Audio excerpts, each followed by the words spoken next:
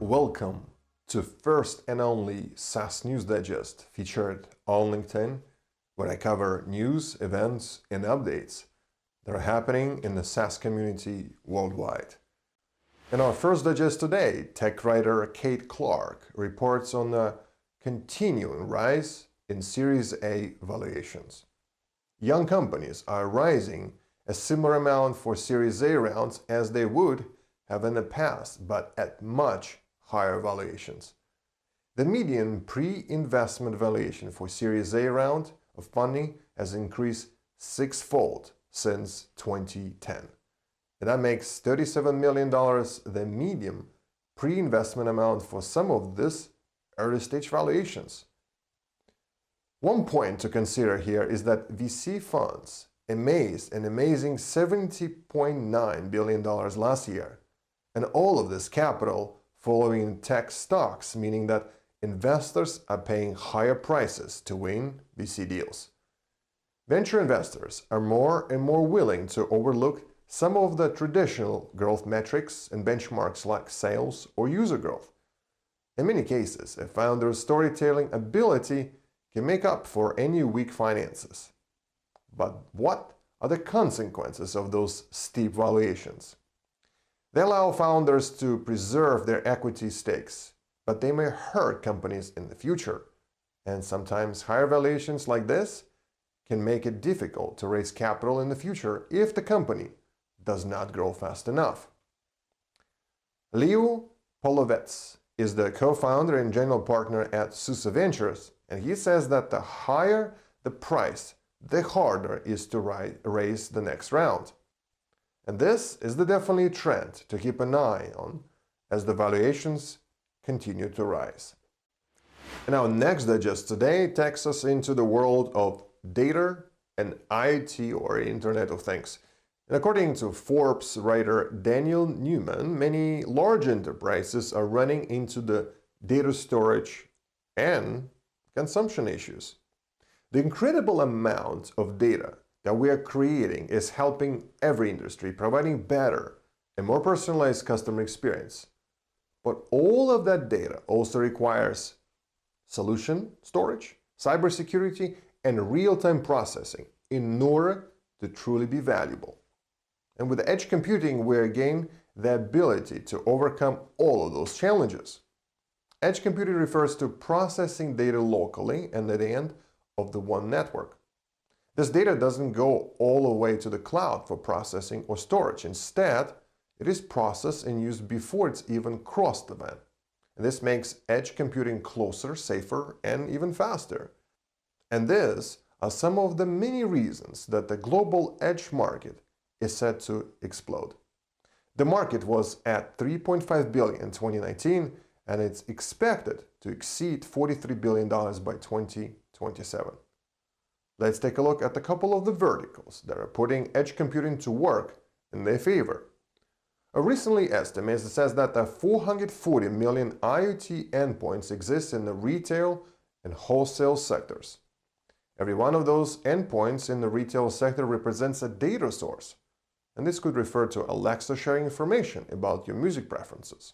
Or it could be Google providing information about what types of products someone is buying.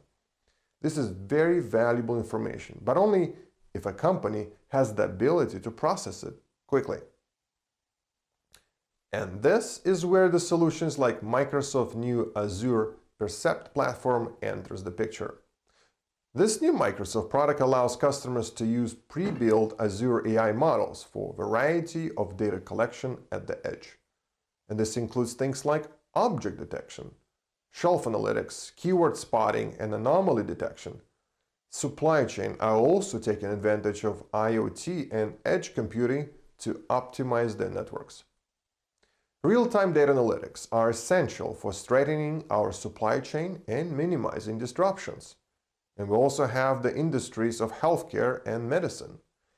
The amount of data is being created in these verticals has gone up nearly 900% in the last 2 years. And when it comes to the healthcare situations, latency issues are 100% unacceptable. So there are security breaches when it comes to private and protected health information. Both of those problems can be addressed with edge computing solutions. Patients can be monitored in real time with the technology that can alert medical professionals to their needs. And this is just a few of many ways that edge computing and IoT solutions are helping to create, collect, and analyze data for the benefits of all. And finally today, we're going to dive into the world of B2B marketing and lead scoring. Generating leads for the sales team is one of the primary focuses for B2B marketers. But data shows that over 70% of leads and sales are lost due to inadequate follow-up practices. Wilson Pang from Breadcrumbs.io says that implementing a lead scoring system can be dramatically improve the situation. And lead scoring is the strategy that ranks prospects based on their perceived value and assigns them to a priority level. It is a constantly active filter for every single lead in the sales funnel. And it's a process that requires consistent improvement in order to remain accurate. But this method successfully developed a quantifiable sense of how well marketing and sales processes are working. Lead scoring creates a reality where everything is run strictly on numbers rather than guesswork or feelings. And this is the process that will look different for every business because of its no one-size-fits-all approach. But if you have a behavioral data, contextual data, and company data to build on, lead scoring can be an amazing way to manage constant and heavy streams of leads. And it starts with generating your buyer persona. And this is a set of the characteristics that makes a person the best choice for your product or service. So once you have your buyer persona, you begin to assign point values to each characteristics.